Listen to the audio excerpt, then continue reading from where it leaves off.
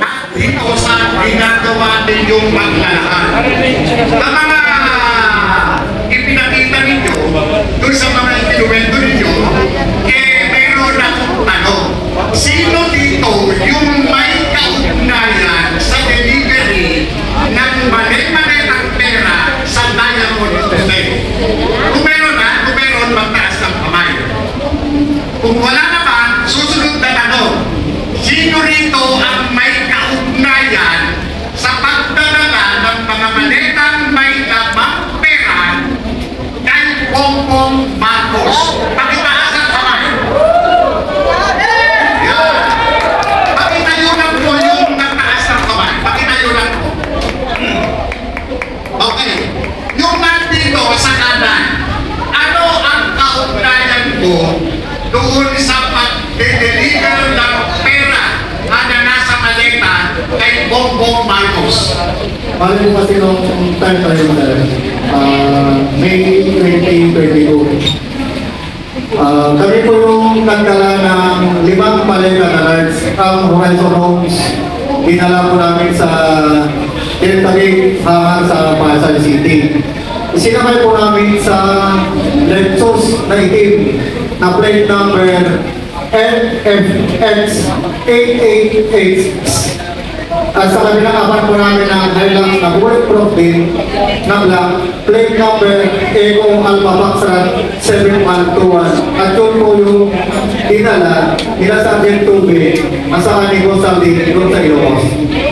Doon sa sinasabing dinala mong maleta, natatandaan niyo po ba kung sino-sino ang kasama mo na nagdala nito?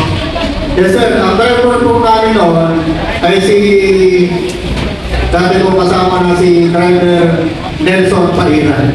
At saka yung papa ko, si Ronnie Sibella mo. Hindi ko malaman kung sino mga At itong mga kasama ko, mga ano dito, pauhan dito.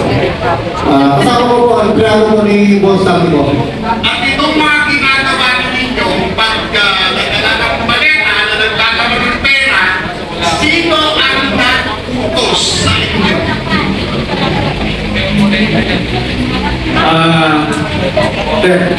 Ako yung kasama ni Kong Sandy nagdala doon sa Ilocos Norte sa Paway. Sino ang nag-utos na pagdadala ng maleta? Di Kong Sandy. Sa sino ibibigay ang maleta? Bahay po ni Big Presidente po yung napuntahan namin. Pero ang nag-receive po ng pera doon ay si Sandro. Pero after nung gabi, nagtina po sila ni Bong Sandy, we give him first meeting. Nabanggit ko kanina, from Horizon, dinala nyo sa hanggang tama. Yes po, tama sir. Ilang maleta ang dala ninyo? 5 sir. Kung matatandaan ninyo, yung 5 maleta, ano-ano yung mga sizes nito? Isang sizes lang yun sir, estimated ng laman nun is 50 million na taas. So sir, yes sir. Okay, ito 50 million na ito. So sir, nag-fly po kami ni Kong Sandy with air taxi by plane. Punta po kami sa Lawag Airport. Isa na kayo sa aeroplano. Yes sir. Ibig sabihin, meron bilhin ito airplane bidding, tama ba? Yes sir. Nasa inyo yung book yan ng airplane bidding.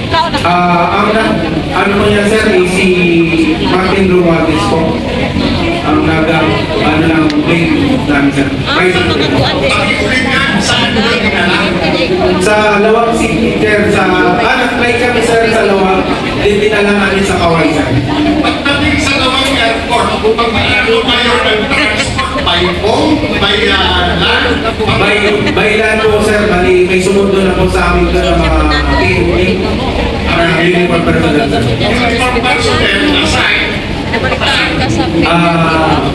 Assign po ni Presidente Marcos. Ano ito, mga PSPD, provincial. Na sir kasi nakita ko may SWAT na sir, nag-escort sa amin. Yung mismo tumanggap, yung mismo kasama nyo na sumalubog sa inyo, ano ito, ano yun? Kung alam nyo ba? May SWAT sir at local PNP security, I think, may speech. Okay, so pagdating ito,